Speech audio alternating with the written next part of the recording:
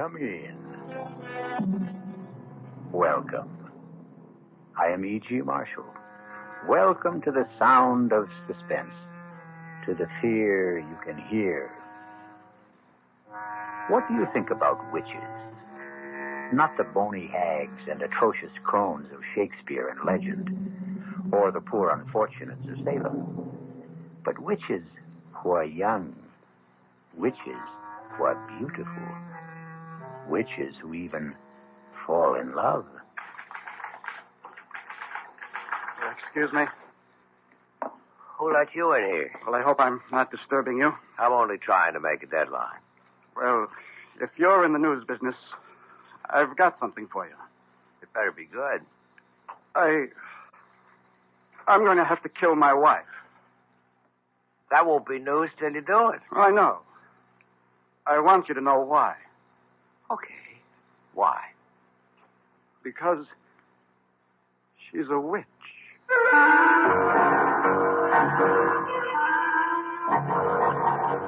Our mystery drama, I Warn You 3 Times, was written especially for the Mystery Theater by Sam Dan and stars Joan Loring. I'll be back shortly with Act 1.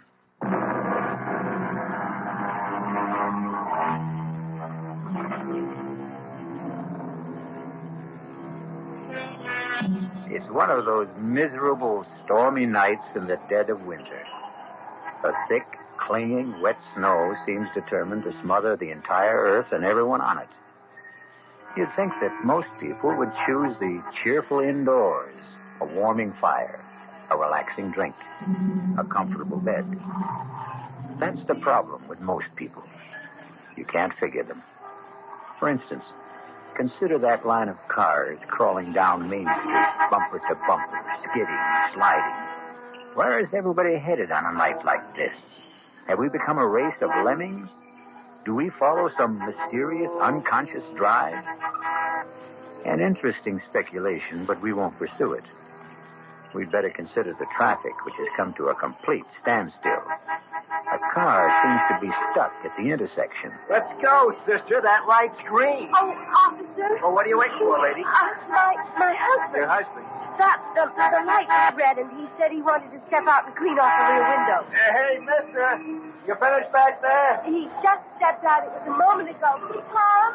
Well, maybe he slipped in the snow. Tom, are you all right? Lady, there ain't nobody around the back. But he just went out to clean To clean the rear window. That's what you said. But what could have happened? Just sit there a minute, lady. Hey, lay off of that horn. I know you got one. What's wrong, officer? Did you see a guy get out of that car up Did there? I see a guy get out of the car? Did you? Huh? Are the police after someone in a skate Oh, car? come on, Buster. Just tell me. Did you see a guy cleaning off the rear window of that car up front? Well, to tell you the truth, I wasn't paying any attention. I was listening to the radio. Now, there could have been somebody, but then again, I couldn't say there was. It's not that I'm not trying to get involved, officer. I'm a citizen. I know my duty, but... Well, thank you. Officer, where is my husband? He was just there. Lady, he disappeared. How could he disappear? I don't know. I do know he ain't here. What am I going to do? Well, you can't keep blocking traffic, lady. You got to move on. Where? Well, it beats me. But you must find him. Look, you got troubles with your husband. That's your problem. But when you hold up traffic, that's my problem. Will you feed her a little gas, please? Come on, let's go. I can't. Lady, you got to go somewhere. I can't go anywhere. I don't know how to drive.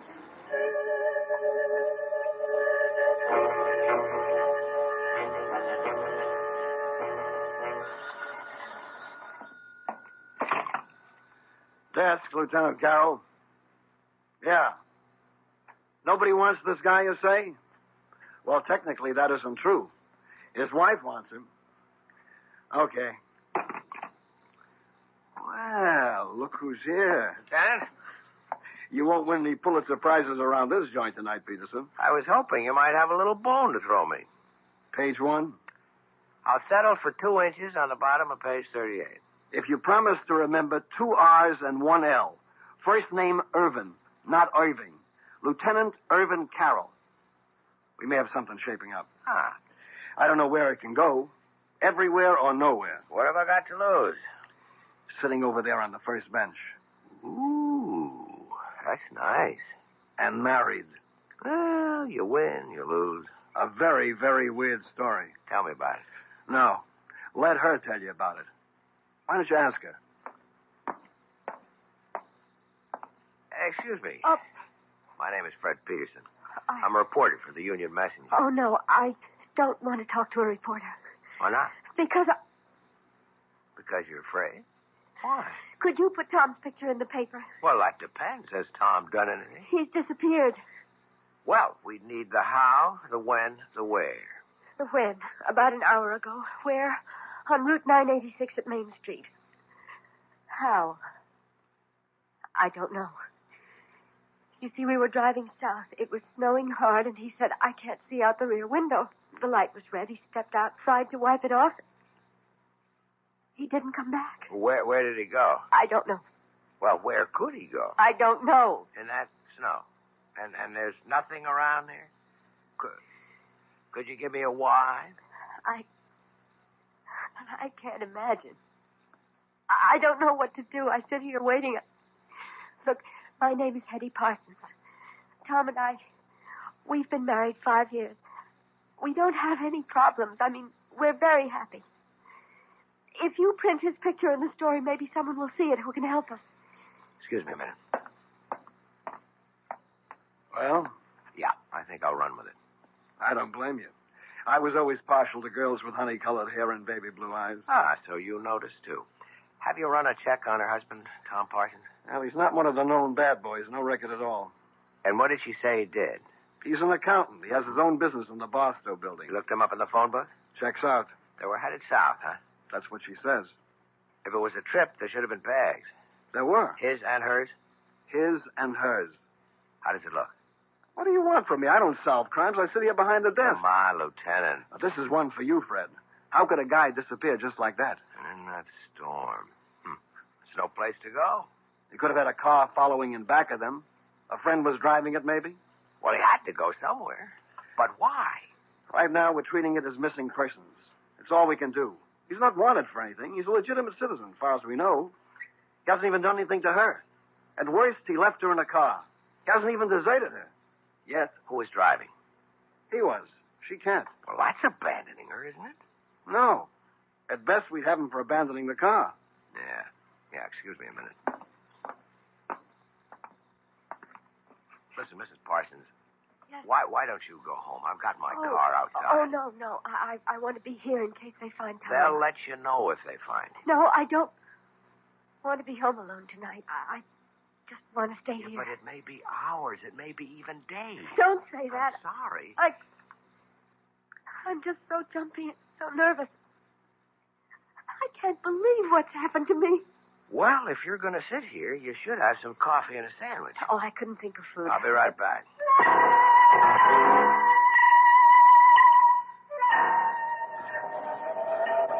Hey there, Officer Dennis. Well, look who's here, the friendly reporter. Yeah, listen, that girl. Yeah, I was going to ask what girl, but I won't. Yeah, I want to start at the beginning. Oh, well, you know, Lieutenant Carroll's got 2 R's, but Patrolman Dennett's got 2 N's. Yeah. What did happen? Well, like she said, he went out to clean the rear window, and he was gone. Anybody see him? I checked the car and back, but who looks, who notices? Where could he have gone to around here? Well, on the south side, you got open fields. On this side, a couple of warehouse buildings locked up. Night watchman? Yeah, he's a retired cop. No sign of anybody trying to break in, to hide, or whatever he may have wanted to do. Okay, so what could have happened to the guy? Well, it's all very interesting, but in 15 minutes I go off duty, and I won't have to worry about it.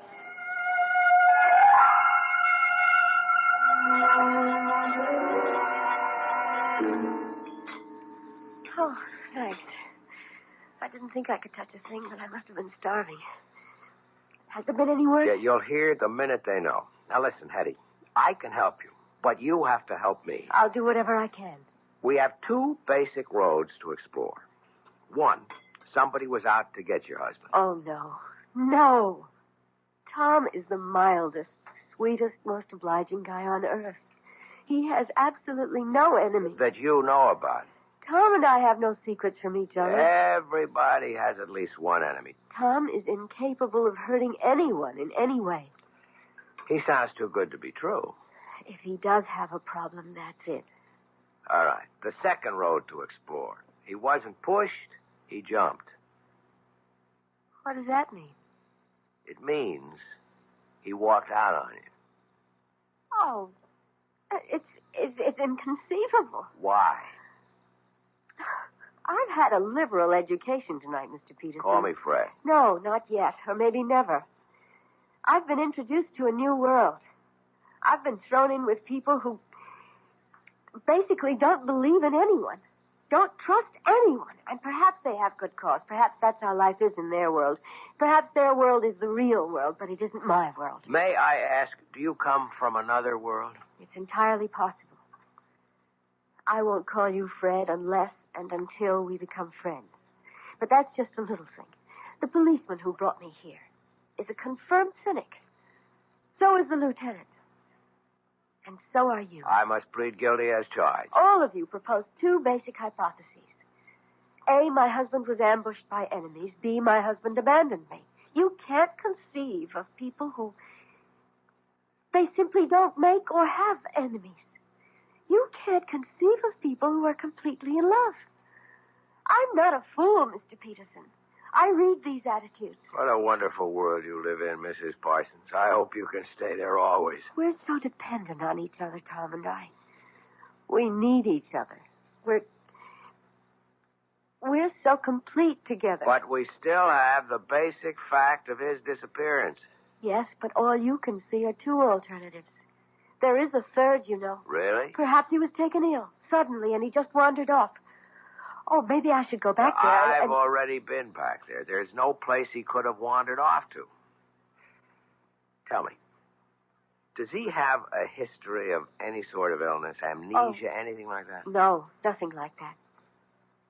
Well, then, where are we? Nowhere. Perhaps you are nowhere, Mr. Peterson. Okay, tell me where you are. I have faith.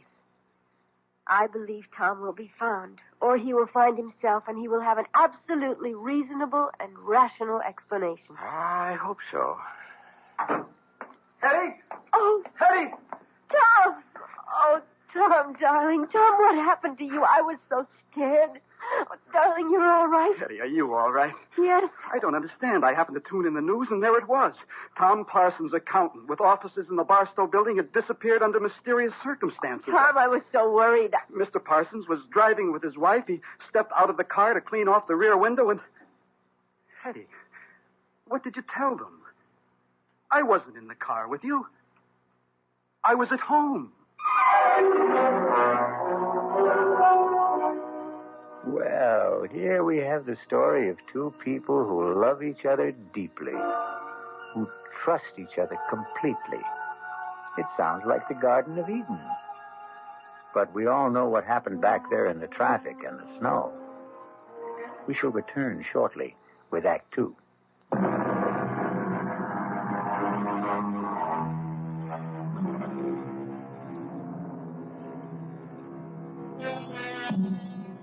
You've seen these couples, or rather heard of them. They dwell in a sea of perfect harmony, never a ripple of discord. But when they do have a disagreement, well, it's a beaut. Here we have Fred Peterson listening to Hetty and Tom Parsons having a fantastic difference of opinion. Tom, how can you say that? Hetty, darling, I was not in the car with you. I was home. Home. You said, let's get out of this miserable cold and snow. Let's head south for a couple of weeks. Hetty, when did I say that? How could I say that? You know I'm swamped with work at the office. You came home this afternoon, Tom. You said, how would you like to leave for Florida tonight? And I said, give me an hour to pack. Excuse me. Who's he? Oh, he's just... I'm just Fred Peterson of the Union Messenger. A reporter? Oh, please, don't be alarmed. I assure you it's a thoroughly respectable profession. Well, I see no point in emblazoning this all over the newspapers. Is there anything to emblazon, as you put it? This is a private affair. Tom, tell me what happened. What happened to you after you left me? Hetty, I told you I never left. Tom. How could I have left you? I wasn't with you. Oh, no, Tom. This time I have witnesses. The police officer, he knows you went out to clear the rear window. How does he know? Because he... Because you told him. Mr. Parsons, now, obviously your wife seems distraught. I would suggest... Keep your suggestions to yourself, Mr. Peterson. Don't you dare imply that I'm overwrought or nervous or hysterical. I am completely calm, extremely rational, and absolutely in command of myself. I know what happened this evening. Mr. Peterson, this is obviously a private matter between my wife and me, and nobody's business but ours. What did you mean, Mrs. Parsons, when you said that this time you had witnesses? Have there been other times when... Hetty, it doesn't do us any good to air this in public. All right, Tom. Take me home. Let me talk to that officer at the desk there. Find out if there's anything we have to do. Well? Well, what? Friend, husband, Tom. He didn't turn out to be quite as advertised. And what is that supposed to mean? He isn't quite the sweetest, mildest, most obliging guy on earth, is he? He is to me. I guess it's all a matter of how these words are defined, isn't it? And about this oh-so-complete understanding between the two of us.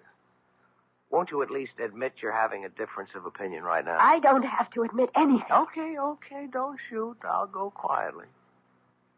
Are you sure you really want me to go? Please. Regardless of what you say to me. You are in trouble. No, don't deny it. Well, what if I am? I'd like to help you. Why? Because... Would you want to help me if I were middle-aged and fat and sloppy and ugly? It isn't 10 minutes ago. You accused me of living in a world where no one trusted the next fellow or believed in him. You accused me of being a confirmed cynic. Is it possible you don't remember what you say from one minute to the next? I'm sorry. Don't be. There's a great deal to what you said. You're kind, but no one can help you. I could try. And no one should try either. Why not? It's too dangerous. That was the wrong thing to say to me. I'm warning you. You're only getting me in deeper. Please, For Fred. openers, my business is to take chances and get myself into... Hey, you know what happened? What? You called me Fred. Oh, I'm sorry. I shouldn't have. But you did. And that means we're friends. Look, I only want... You're the one who set up the ground rules for this thing. First names are for friends only. Please, forget what happened here tonight. I warn you. You've already warned me twice. It won't work. I can only warn you 3 times. Do you mean you keep score? Please don't joke, Fred. You keep saying the wrong word, or I should say the wrong name. The wrong name is Fred. You can't call me Fred and expect me to forget everything. I warn you. I warn you for the 3rd time. Forget all about tonight for your own sake, for your own safety. And after saying all that, you still expect me to forget about it. Tell my husband I'll wait for him outside in the car. Wait a minute, Hetty. I warned you, Fred. I warned you 3 times. Now, goodbye. Where's my wife? She said she'd meet you in the car. Mr. Peterson, if I were you, I'd forget everything that happened tonight. Is that a threat? No. A warning. That's all I've been getting around here, warnings. Well, for your own good, take them seriously. And if I don't? You'll regret it for the rest of your life, which may not be a long one. You still insist that you're not threatening me? I'm only trying to help you. Really? And why should you do that? Why? I don't know why. Maybe it's because the last guy tried to help me. What last guy? I didn't listen to him. The last guy? What do you mean? Nothing. Forget it. You know, with you and your wife, it seems, everything turns out to be nothing and forget it. I don't think it matters now. I have an idea. It's already too late for you. I'm sorry. Good night, Mr. Peterson. Hey, Fred. Fred. Yeah, Lieutenant, I'm coming. Well? Well, what? There's nothing there for us boys in blue. What's in it for the 4th Estate? Looks like he's trying to drive her nuts. It could also be the other way around. I don't think so. Because of that honey-colored blonde hair? Lieutenant, you always know where the exposed nerve is. Just stop and figure it. Couldn't this also be her way of trying to drive him nuts? As a reporter, I would have to say yes. But, as a man? I don't know. Well, you got a problem, Fred. How are you going to tackle it? As a reporter? Or as a man?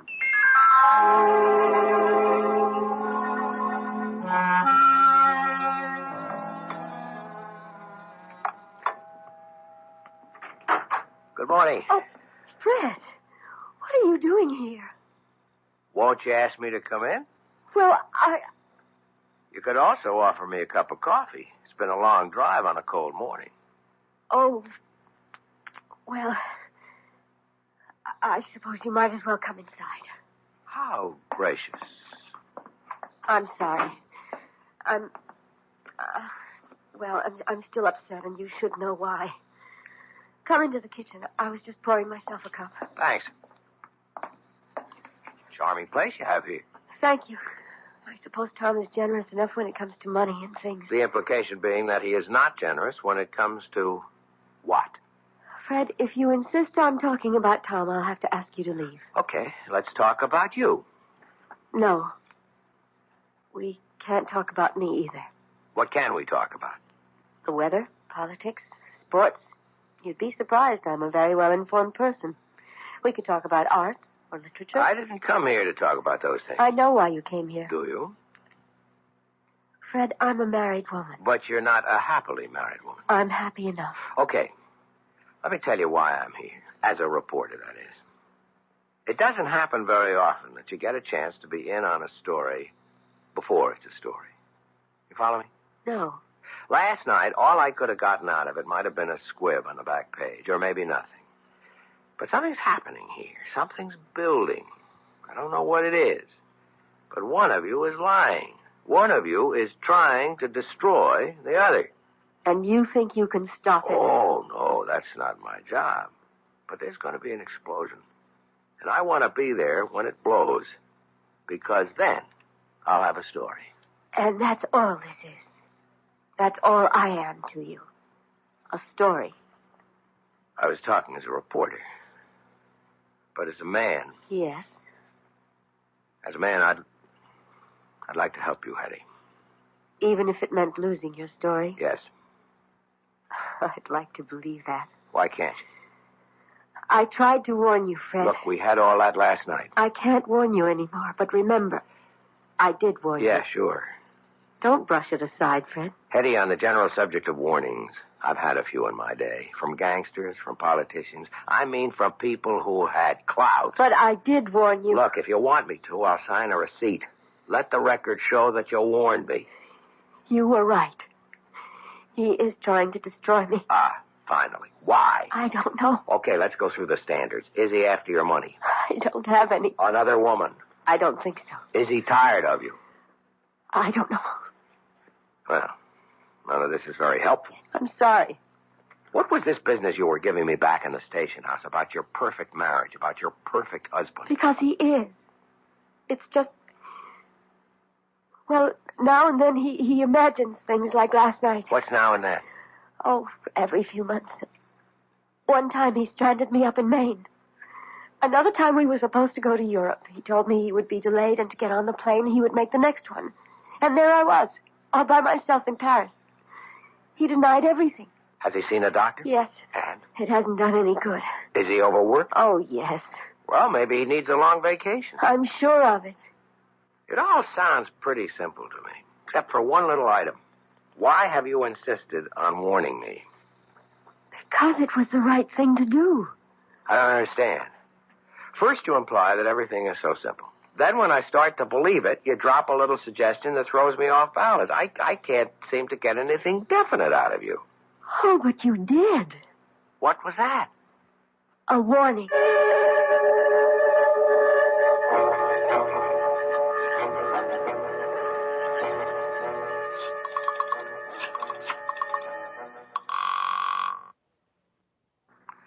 Lieutenant Carroll? Hey, Lieutenant. Yeah, how goes the Parson case? How did you know I was going to ask you about the That part? honey blonde hair. Does it really show that much? Hell, you are hooked. You know something? That's true. And she may even be playing me like a fish. So what can I do for you? Well, no crime has been committed yet, but you can bet there's one on the way. Well, till then, we're handcuffed around here. Sure, but you got all the facts. What fact? I mean, you can get at them in a routine way. Work up both of them, some past histories. That's spending the taxpayers' money. You spend the taxpayers' money every day. Something's ready to blow up there. Just be ready for it. That's all I'm asking. Actually, Fred, if you want the truth, we've already started. And?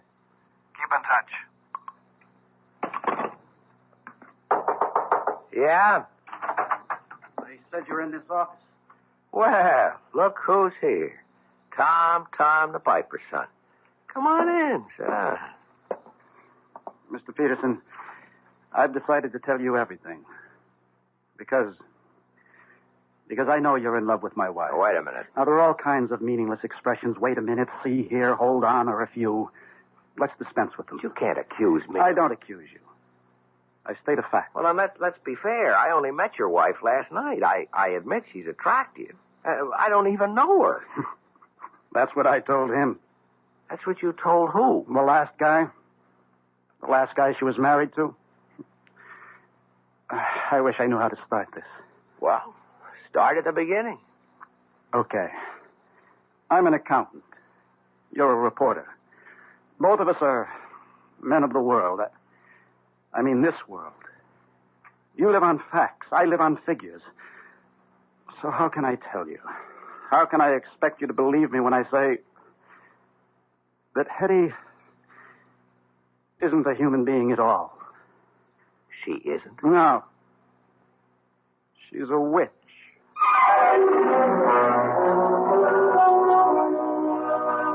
A witch? Yes, that's what he said. A witch. But how can it be? Wasn't all that witch business over and done with more than 200 years ago? Well, that's what we intend to find out shortly when I return with Act 3.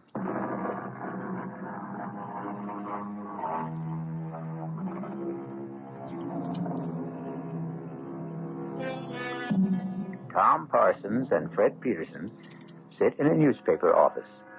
Both are young, alert, stylishly dressed, every bit the modern, sophisticated men of today. And yet, the subject, the very serious subject under discussion is witchcraft, of all things. Well, it isn't every day a man accuses his wife of being a witch. It isn't every day a man finds out he's married to one. I can only say it's incredible. I know. That's what I said when he told me. When who told you? The last guy. Tell me about the last guy.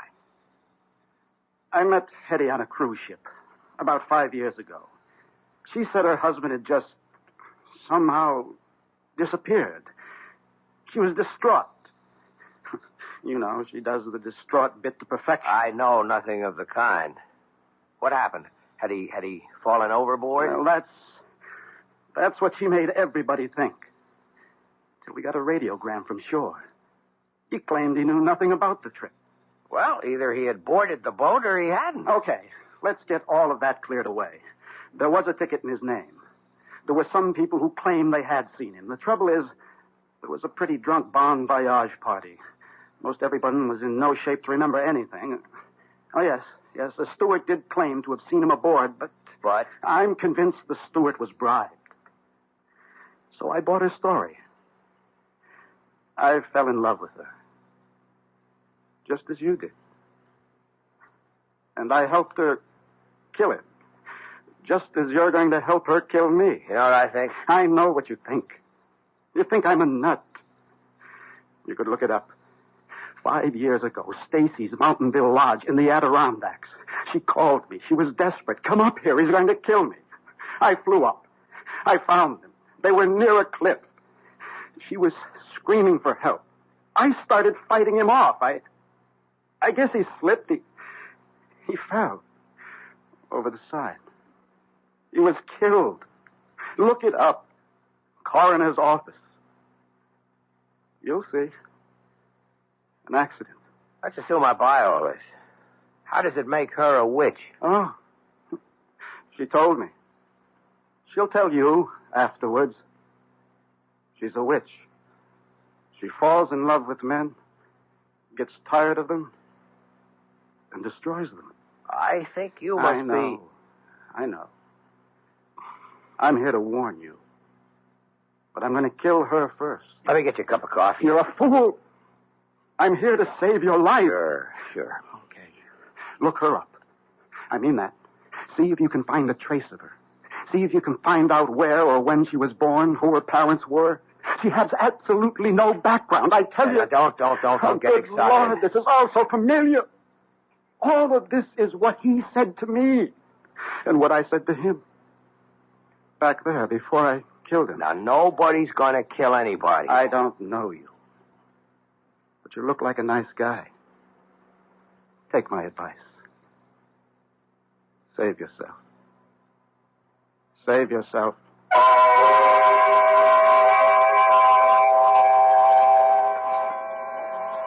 I'm not sure I should be here with you tonight, Fred. Well, you wouldn't let me visit you at home. Oh, it just wouldn't look right. Yeah, but it's all on the level. I'm a newspaper man. It's business. I'm doing a story. I had a very proper upbringing. Where were you raised, Hetty? I'd rather not talk about it. Why? Well, I told you it was proper, but it wasn't happy. I shouldn't say this, but there were times when I thought my parents were ogres. Fred, is something wrong? No. Gee, I just hope I didn't spill anything on you. No. I didn't have a happy childhood. I don't like to discuss it. Here's something we should discuss. I spoke with Tom this morning. I think I know what he told you. So far out, I even hesitate to mention it, but obviously he believes it. I insisted that he see a psychiatrist. In fact, we both went. And it's the doctor's opinion that Tom is riddled with guilt. You see, he thinks he murdered Larry. Larry? My first husband. But Larry was a brute. I was very young, and we're really too young to know anything about people. Larry was a drunk. I didn't know that either. And when he had a few, he would abuse me.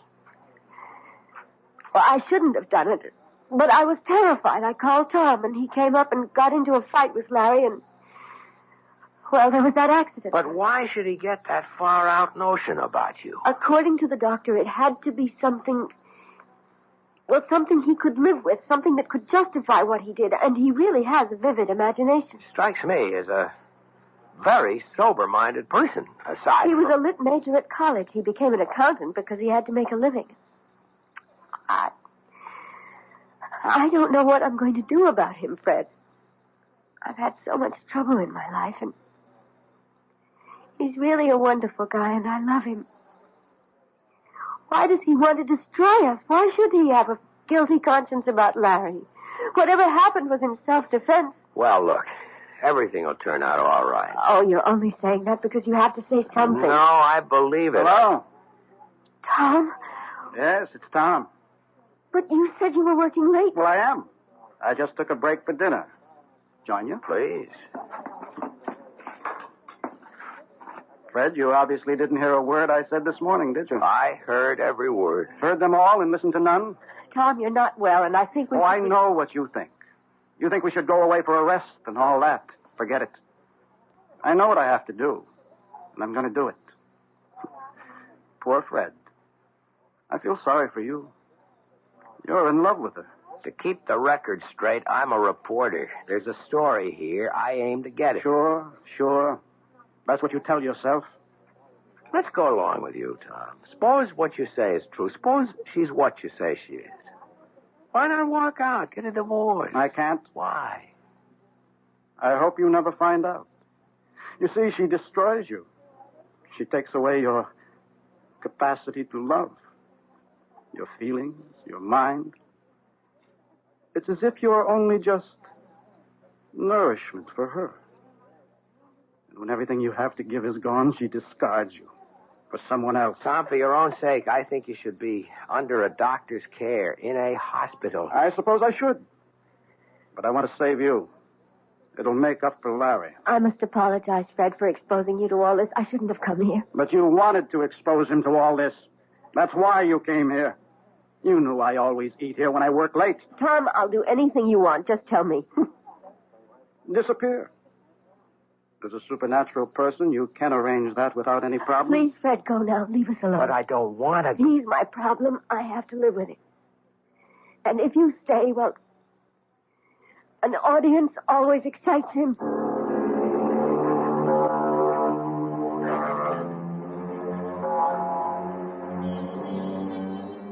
Now, look who finally showed up.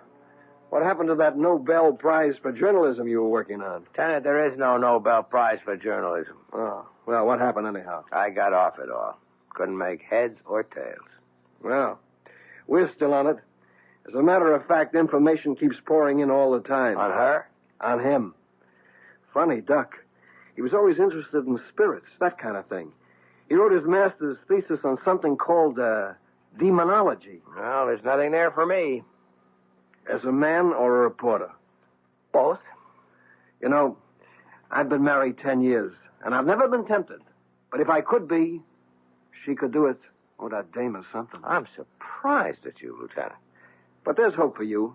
If what you say about the husband is true, he winds up in the loony bin, and after a respectable interval, she could be yours. That's what's in your mind, right? You are the most cynical person I know. Come off it. We're two of a kind. I'd even wait for her myself. Lieutenant Carroll. Is Fred Peterson there, please? Hold on, I'll see. It's the girl you love. Cut it out. Okay, the girl we love. You hear? Yeah, I guess I'm here. Take it. Hello? Fred, I'm scared. What's the matter, Hetty? Don't ask any questions. Just come to my place. Quickly.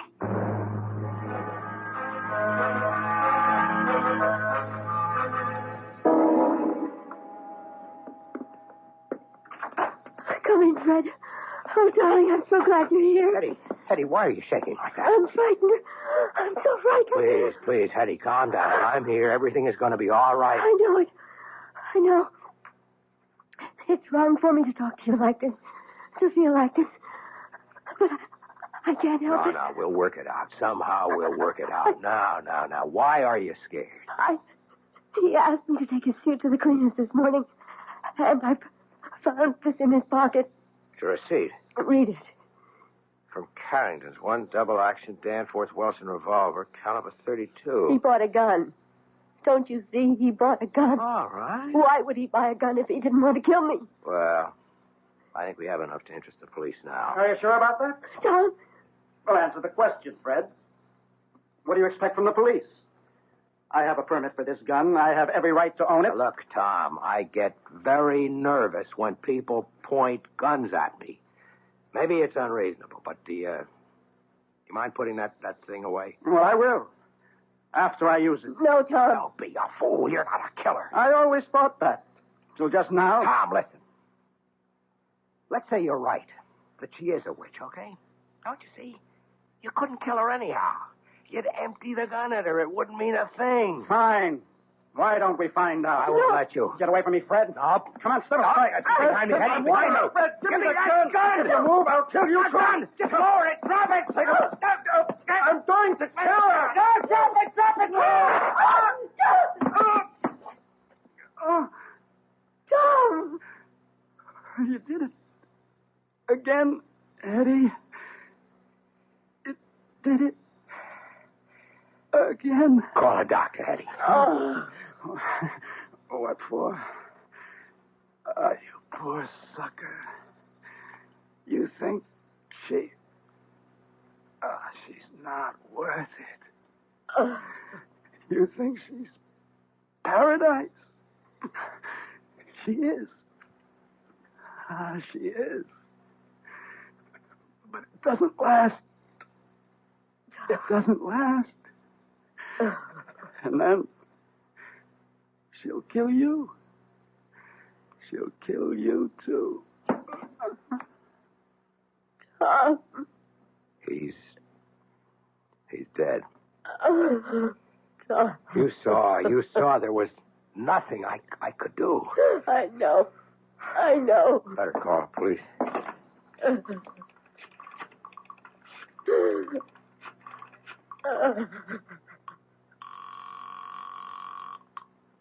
Lieutenant Carroll?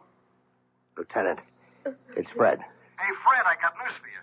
What I mean is I have absolutely no news for you. Lieutenant, listen to me. You know, we drew a complete blank on that dame. We traced her back to St. Louis City Hall, where she married a guy named Larry Bellows. She gave her home address as Charterville, Illinois.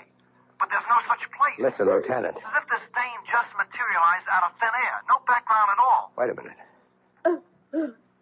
Hetty. Who are you? Hello? Oh, Fred. Fred, why did you call? Who are you, Hetty?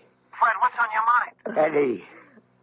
I warned you 3 times, Fred. I warned you 3 times.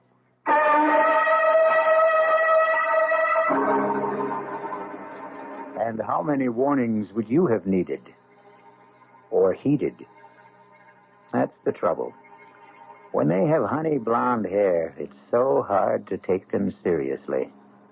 A mistake. You should always take every woman seriously. We'll be back shortly.